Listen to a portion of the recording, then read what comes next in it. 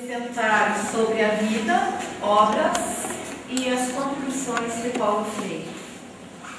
Que dentro da realidade hoje a gente já percebe que está ficando, já está fazendo valer dentro do meio educacional. O pensamento de Freire já está servindo de referência dentro das escolas.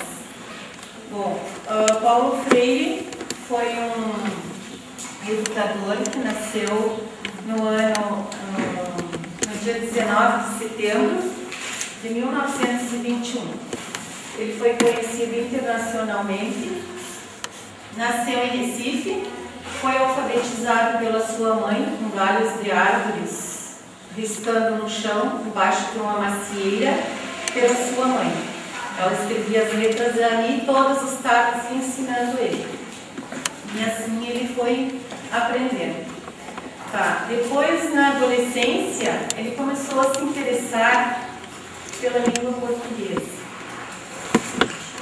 Depois, com 22 anos, ele começou a estudar Direito.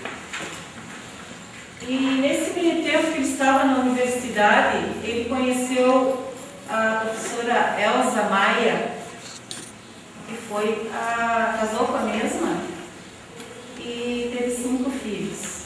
Nesse período, ele se formou, terminou a universidade e seguiu lecionando numa escola da sua cidade. Também, isso aí aconteceu no ano de 47. Ele começou a trabalhar, ele foi convidado a trabalhar pelo SESI, na cidade, onde ele programava eventos sobre educação e cultura. Depois, no ano de 58, surgiu um congresso muito importante no Rio de Janeiro. E ele foi lá, ele foi convidado, porque ele sempre estava em função da educação. E aí ele foi convidado para representar no Rio de Janeiro. E ele foi lá e levou uma matéria elevando a importância crítica do aluno, que deve ter um bom preparo para enfrentar a política e a sociedade.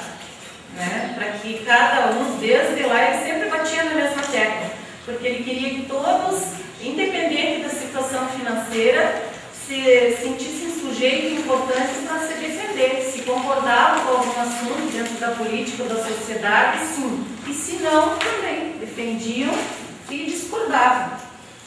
Aí ele foi lá, se tornou muito falado, muito destacado esse trabalho, foi dele.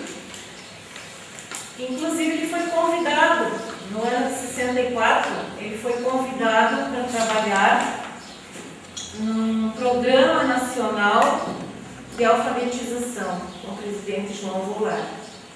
Mas o pessoal vendo, já que ele estava trazendo toda aquela multidão junto com ele, de jovens, alunos, e que todos já estavam com a cabeça já motivada para discordar das ideias quando não fossem,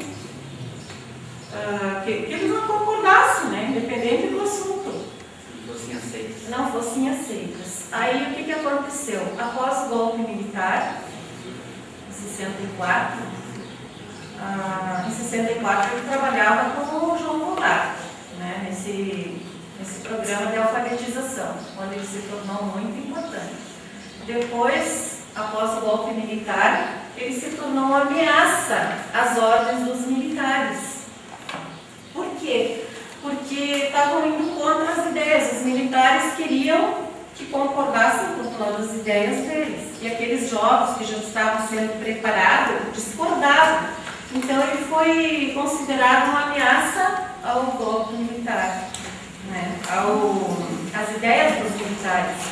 E o que aconteceu? Expulsaram ele do Brasil.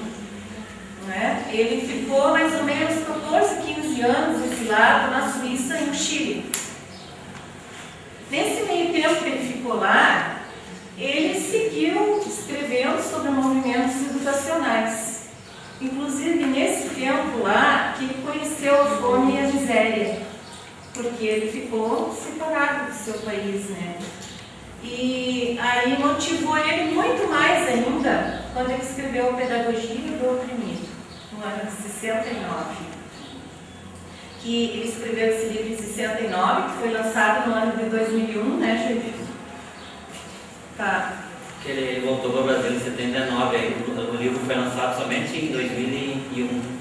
Foi editado o livro. E no retorno dele com a Lei da Anistia em 79, que a Lei da Anistia essa foi sancionada pelo presidente Figueiredo, que dizia que toda pessoa que tivesse saído fora do Brasil, era o que dizia a Lei da Anistia, que tivesse saído fora do Brasil, poderia retornar. Então ele passou mais ou menos uma média de 14, 15 anos fora. Aí ele retorna em 79 e chega em São Paulo. E aí estava administrando a prefeitura de São Paulo, a prefeita Irundina, que ofereceu para ele o cargo de secretário de Educação. Inclusive ele participou do movimento em Recife, MCP, foi o primeiro fundador, foi ele que participou desse movimento. Foi nesse exílio na Suíça e no Chile que ele escreveu a Pedagogia do Oprimido, que ele sentiu na pele, na própria pele, a opressão do regime militar na época. Inclusive, o mais conhecido atualmente é a Pedagogia do Oprimido, tem vários. Posso citar Pedagogia da Alternância, Pedagogia que a gente vai tratar, ia tratar no slide, mas deu uma zebra, a gente vai mostrar aqui nas folhinhas. E tem outra atualidade brasileira, são se várias. não me engano. Ele começou, ele inclusive, o Paulo Freire se formou em Direito. Se formou em Direito, mas ele não gostou da atividade das leis, ele não se adaptou, aí começou a se interessar pela área da educação. Foi aí que ele começou a trabalhar, que nem a Gisela falou ali, trabalhou por 10 anos no SESC, no SESC por 10 anos com famílias pobres, as famílias operárias bem pobres, ele pegava e trabalhava com as famílias, tá? Começou aí a educação dele. E ele disse que ele não criou um método de alfabetização, ele propunha um conjunto de medidas que agregadas à realidade do educando. Queria trabalhar com a realidade de cada educando, transformar o educador dialógico com o aluno e vice-versa. Até hoje em dia, nós como futuros educadores temos um exemplo do Paulo Freire. E um dos principais discípulos dele, que os colegas acho que vai falar até, é o Moacir Gadotti, um dos discípulos dele, um dos mais importantes é o Moacir Gadotti.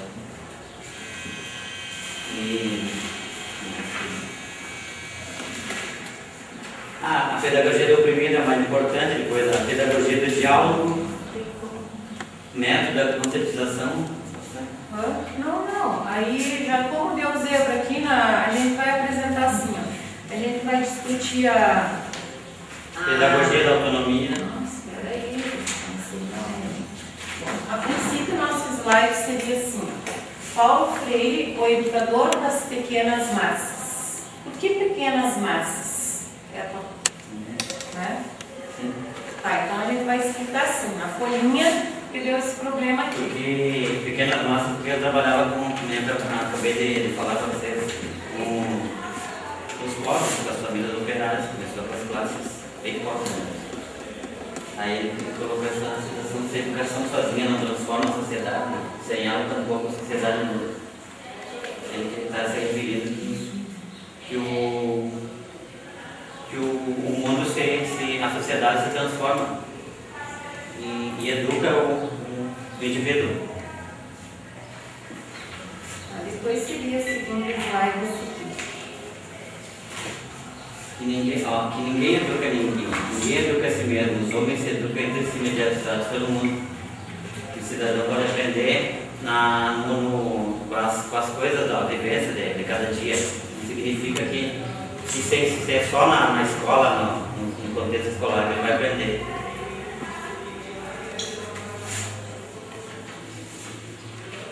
Tá, essa parte aqui seria eu que explicar.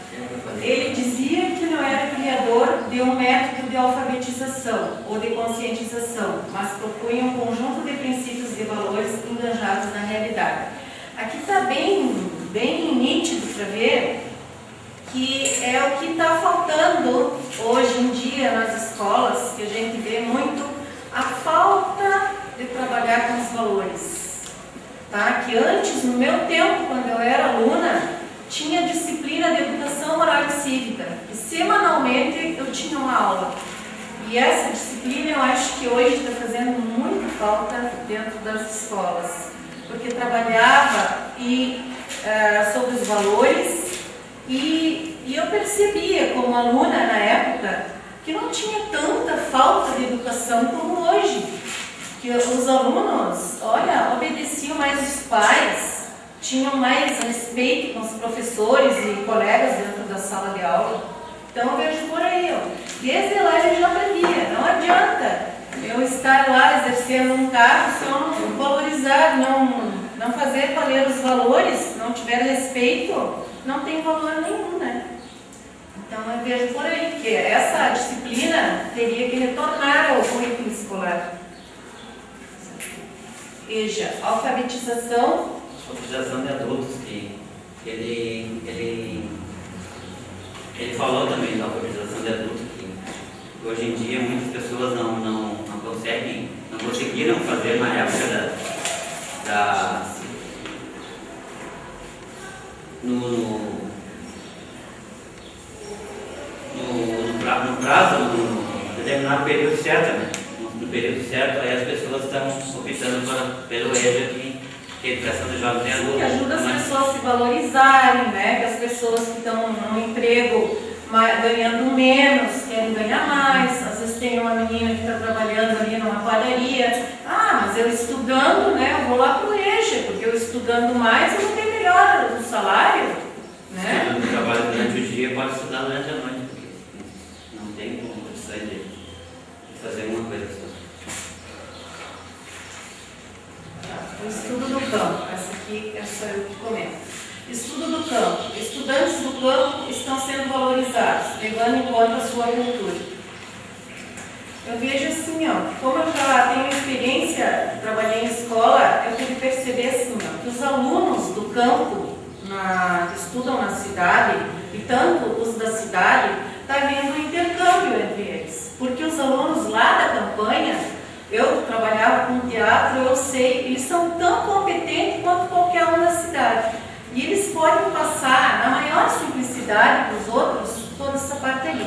Inclusive, os calendários específicos que já tem na escola, que são feitos conforme a safra da soja, a safra do arroz, já está proporcionando a esses alunos da campanha que não tenham prova naqueles dias, porque eles são ajudantes dos seus pais, naquela hora que vão colher o arroz, a soja, para vender. Então já tem um calendário específico dentro da escola.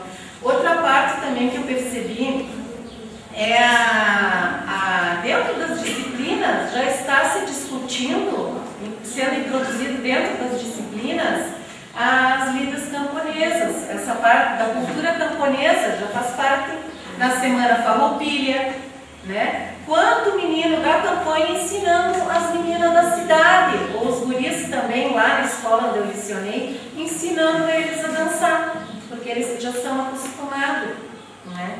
E então, assim, ó, o estudo do campo veio para ajudar a valorizar. A feira de ciências que teve o ano passado aqui no estádio aqui, municipal, teve até sobre o valor da qualidade do leite. Inclusive foi um trabalho que foi premiado aqui o ano passado.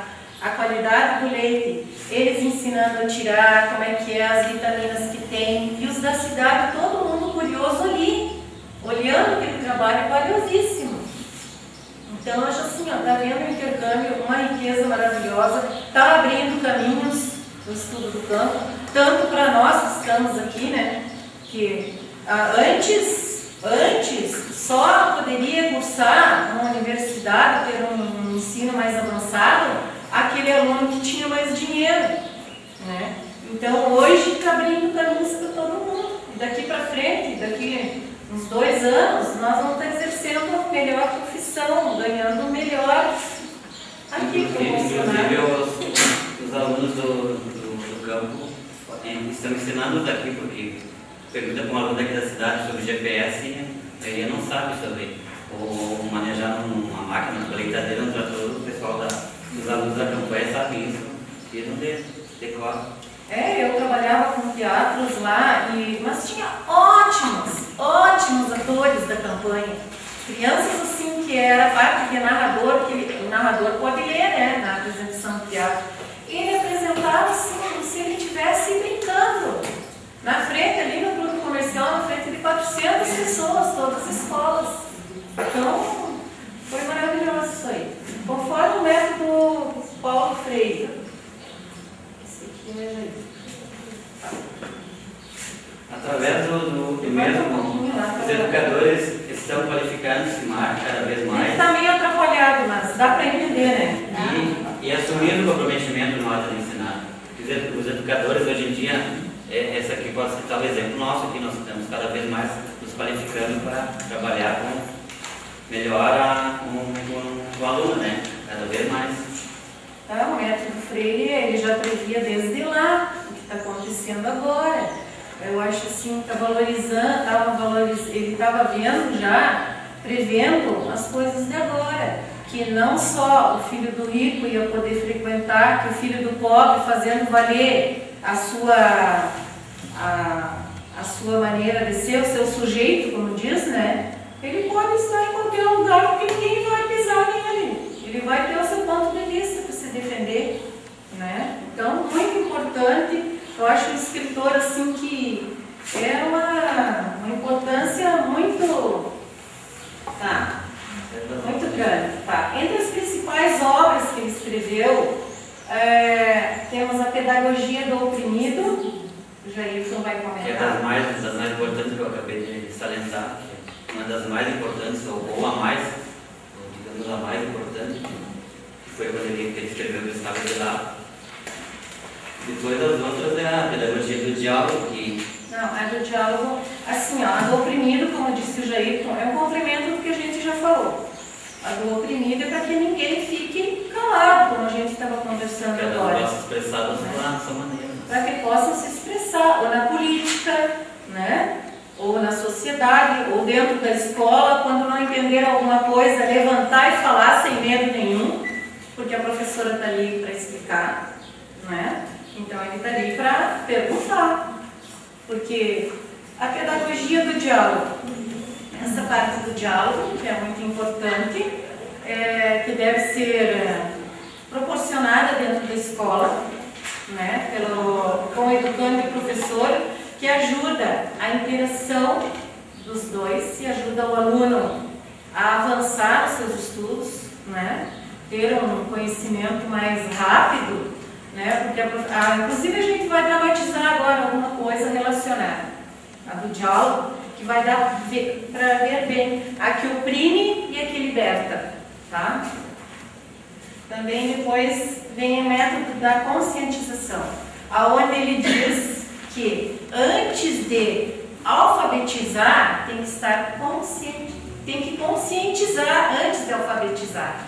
Se, por exemplo, uma criança a professora quer explicar, escreve caneta no quadro, se ela mostrar a caneta primeiro, a criança vai visualizar e vai conhecer a caneta, né? Ela vai ver que escreve, vai vivenciar, vai tocar, aí ela vai ter mais vontade de escrever caneta quando ela conheceu. Ela vai estar consciente que aquilo que ela está escrevendo é uma caneta. Tá? Depois a pedagogia da autonomia, que é relacionada ao aluno-professor, que tem que interagir o aluno e o professor. O professor não pode ficar bitolado só na mesa, tem que procurar ir no aluno. Só com livros, tem que avançar de uma maneira geral. Criar métodos diferenciados, usar a criatividade. Tem que ter autonomia para que possa o aluno também ter autonomia dentro da sala de aula. Ambos interagem. Bom, agora para complementar, a gente vai fazer uma dramatização. É curtinho, mas dá para entender mais ou menos. Aqui, como vocês viram, tem a educação que oprime. Por exemplo, tá, vamos fazer valer primeiro esta aqui. Então a gente vai virar esta e vai fazer valer esta. O Jairton seria um aluno. Estaria sentado ali. E o Giz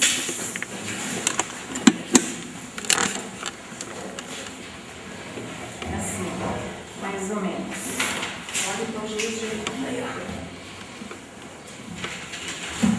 Se orientar aqui, porque a dramatização, a educação que oprime, por exemplo, se eu for a professora, fosse a professora e chegasse, tá? Chegando, Professora. tá. A professora que oprime, a educação que oprime, a professora diria: estou chegando. Tá? Cala a boca, tá? E aí ela chegaria direto no quadro e colocaria: escreve o alfabeto, vamos supor, tá? Porque aqui não é quadro negro, eu vou só simular aqui. Escreve o alfabeto, tá? E diria para os alunos: copia sem falar dentro da aula, tá? O aluno olhava para o quadro, tá? Copiou o alfabeto, fica com a boca fechada. Depois ela diz: agora escreva um ditado, mas sem olhar para os colegas e com a boca fechada. Continua com a boca fechada. Tá? Na terceira parte, a mesma que oprime, diz, o que o aluno diz para a professora? Ele vai contar alguma coisa para ela. Professora, nós fumamos na campanha. Ele falou uma expressão fumos. E a professora, indignada, responde: fumos? Sempre errando! Mas que barbaridade! Tu vai escrever 100 vezes no teu caderno essa palavra para nunca mais tu errar, porque tu sempre errado. Nesse meio tempo, já se vê que a professora está dizendo que o aluno é o errado, em vez dela dar força. Então ela está deixando cada vez o aluno mais recaído, entendeu? Em vez dela dar força. Por último, ela chega e diz: agora eu vou dar um desenho para vocês. E esse desenho tem que ser pintado igualzinho às cores deste aqui. Presta bem atenção, porque este desenho tem que ficar igualzinho. Nessa citação que ela está fazendo do aluno, ela está retirando toda a criatividade do aluno. Estou deixando. Então, por isso, oprime. Então, agora vamos fazer mais ou menos uma demonstração. A educação que liberta. Tá? A professora chega e diz: hoje nós vamos fazer um desenho livre. O aluno pergunta: Professora, posso fazer o desenho na minha casa? Claro que sim, o desenho que tu quiser. Tá? Aí na hora da pintura, me pergunta sobre pintura. Que cor eu posso colorir, professora? Aí vocês vão usar a criatividade. A cor que vocês acharem que fica bonito, podem pintar. Olha a outra parte. Professora, como é que eu escrevo excesso? Excesso. O aluno está na dúvida de escrever excesso. Ele pergunta: é com S? Tá. Ela diz excesso. Ela escreve no quadro: excesso. Né? É assim. Mas na próxima aula eu prometo que nós vamos fazer um exercício de ortografia e vamos trabalhar detalhado esse tema. Inclusive vocês já podem trazer, recortarem do jornal 10 palavras na próxima aula colado no seu caderno, que nós vamos fazer uma mesa, um círculo, e cada um vai conhecer melhor essa matéria. Obrigado. Tá, então, nesse paralelo aí, né, entre essas duas aqui, a gente viu a diferença. Uma diferença muito grande. E quando o aluno está oprimido, está sob as ordens da professora, da autoridade da professora, que ela não deixa o aluno falar, ele fica sem ação, completamente sem ação. Até para escrever ele tem medo, se ele vai pedir para ir no banheiro ele tem medo, ele fica assim, corre para cá, corre. Não sei se peço para ir no banheiro, estou com vontade. Até para isso a criança fica numa situação difícil, porque eu já passei. Quando eu era pequena, e acredito que todos vocês aqui, algum já passou também. Então, e esta educação que liberta é a educação que nós queremos, né? É a educação que nós queremos dentro da sala de aula, porque através do diálogo, como nós estávamos falando ali, os tipos de educação, é através do diálogo que o aluno vai ver a dedicação da professora e vai ter vontade de estudar. E daqui a pouco ela começa a oprimir tanto ele que ele não tem mais vontade de chegar dentro da sala de aula. E às vezes o aluno gosta tanto da professora que ele chega a brigar. É feriado, ele diz: ai, professora, que pena que hoje é feriado, eu queria ir para a aula. Tá? Então, e a conclusão? E a conclusão é, não, eu esqueci de falar que o Paulo Freire morreu em 1997, no infarto, no Rio de Janeiro. E o exemplo de educação que o Freire, a metodologia... O tipo de educação que ele já planejava naquela época... Espontânea. Espontânea, que é diferente da tradicional, como nós estamos demonstrando aqui. Então, é o tipo de educação que diz que o professor deve ter amor à profissão, não só o professor, todo profissional. Que ele tiver amor à profissão, ele vai trabalhar bem, vai fazer com que as pessoas que cheguem até ele sejam bem atendidas. Então, é por aí. E também nós aqui do curso de Educação do Campo, que nós, como é que eu vou dizer para vocês? Que nós escute, dialogue com os alunos, com os futuros alunos, também não dê tudo pronto, né, para eles. Instigar a curiosidade do aluno, fazer o aluno instigar a curiosidade para que o aluno traga soluções. Se o aluno se interessa por algum tema, assim, a professora, tal coisa. Assim. É o que está acontecendo com nós aqui, né? O que está acontecendo com nós aqui, os professores de educação no campo instigam nós, né? Ficam instigando para nós pesquisar, se interessar, porque nós temos que levar de modelo para dentro da sala de aula, para fazer com o aluno. Então não vai ser nada difícil, porque a gente já está passando. Então nós vamos chegar dentro da sala de aula, vamos colocar em prática o aprendizado de agora. E muito obrigada pela atenção.